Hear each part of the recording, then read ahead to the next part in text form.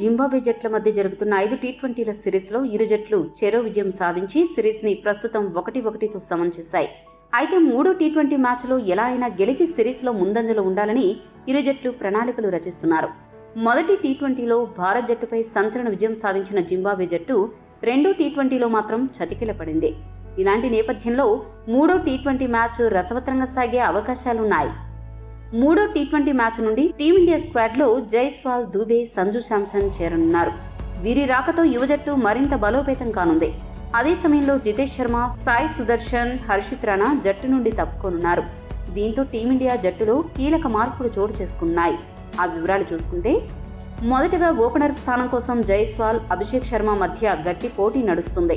అయితే దూకుడుగా ఆడే స్వభావం ఉన్న ఈ ఇద్దరు ఎడమ చేతి వాటం బ్యాట్స్మెన్లలో ఒకరికే తుది జట్టులో అవకాశం దక్కుతుంది. ప్రస్తుతం ఉన్న పరిస్థితుల ప్రకారం సెంచరీతో అద్భుతంగా ఆడిన అభిషేక్ శర్మకి ప్రోత్సాహకంగా మరిన్ని అవకాశాలు కల్పించాలనే ఉద్దేశంతో అతన్ని 3వ టీ20లో ఓపెనర్గా బరిలోకి దించనున్నారు.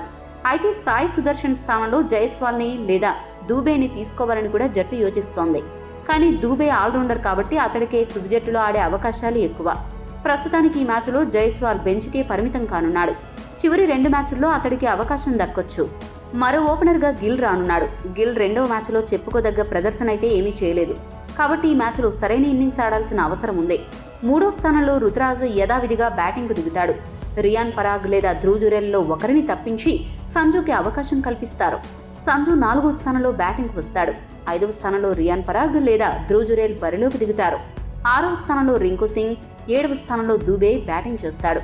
ఫాస్ట్ బౌలింగ్ ఆల్రౌండర్గా శివన్ దూబే, స్పిన్ ఆల్రౌండర్గా వాషింగ్టన్ సుందర్ వ్యవహరించనున్నారు. స్పెషలిస్ట్ ఫాస్ట్ బౌలర్లుగా ఆవేష్ ఖాన్, ముఖేష్ కుమార్ కొనసాగుతారు.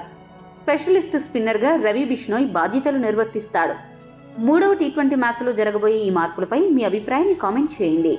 ఓపెనర్గా ఎవరు బెస్ట్ అనుకుంటున్నారో తెలియజేయండి.